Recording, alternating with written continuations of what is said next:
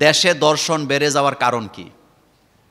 দেশে দর্শন বেড়ে যাওয়ার মূল কারণ হলো যারা দর্শন করে তাদের বিচার হয় না।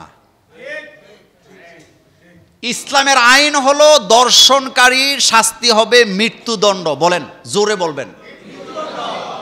আপনারা কি এই শাস্তিটা চান? এই শাস্তির পক্ষে আপনারা আছেন না নাই? তাইলে দর্শন বাড়বে না কমবে? কিন্তু শাস্তি হইতে শুনছেন কোনোদিন? শাস্তি লাগবে। শাস্তি ছাড়া জাতি ঠান্ডা হয় না। তেরে মেরে ডান্ডা, মুসা আলাইহিস সালাম ফেরাউনরে ঠান্ডা করছে ডান্ডা দিয়া, হযরত ঈসা আলাইহিস সালাম জাতিরে ঠান্ডা করছে ডান্ডা দিয়া। শহীদ তিতুমির কি বানাইছে? বাঁশে, কথা কন না কেন? কেল্লা বানায় পাথর দিয়া। আর শহীদ তিতুমির কেল্লা বানাইছে কারণ বাঁশ ছাড়া ঠান্ডা করা যায় না।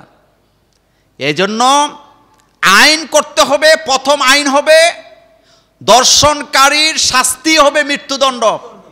নাম্বার 2, বিচারকে ঝুলাইয়া রাখা যাবে না, 3 মাসের মধ্যে বিচার শেষ করতে হবে। এই যে আসিয়া মারা গেল, দর্শন হলো, যে দর্শন করলো সে বলল আমি দর্শন করছি, সাক্ষীরা বলল আমরা দর্শনে সাক্ষী আছে, দর্শিতা হইছে, সব প্রমাণ থাকার পরেও আপনি বলেন তো এই বিচারটা করতে দেরি হবে কেন? আপনি বলেন তো কেন দেরি হবে?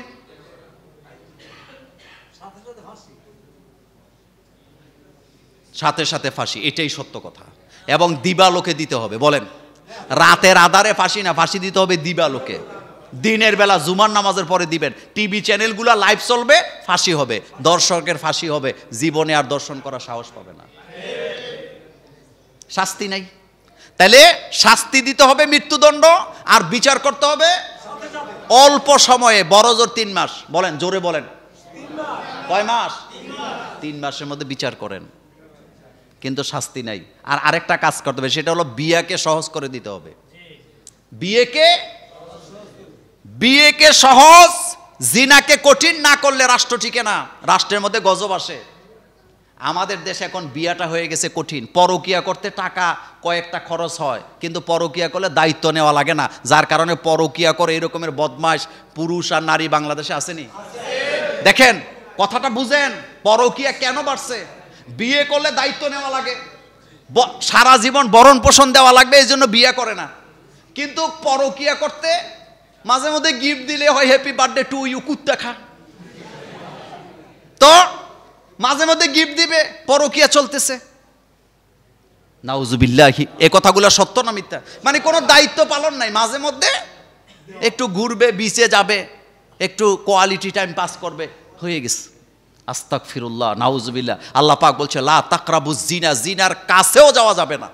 জিনা করো না এই কথা আল্লাহ বলেন, আল্লাহ বলছে লা তাকরাবুজ জিনা, জিনার কাছেও যাওয়া যাবে না। আজকে একটা নিউজ দেখলাম, বাংলাদেশের সমস্ত পর্নোগ্রাফি ওয়েবসাইটগুলি বন্ধ হচ্ছে। এটাকে স্বাগত জানাই। এটা আজ থেকে আরো 10 বছর আগে করা উচিত ছিল। কিন্তু কষ্টটা কোন জায়গায় জানেন? অনির্বাচিত সরকার এটাকে বন্ধ করে যাবে, যারা নির্বাচন করে আবার আসবে তারা খুলে দিবে। আপনি লিখে রাখেন, বাংলাদেশে 54 বছরে নির্বাচিত যতগুলো সরকার আসছে সবাই জনগণের সাথে বেইমানি করছে।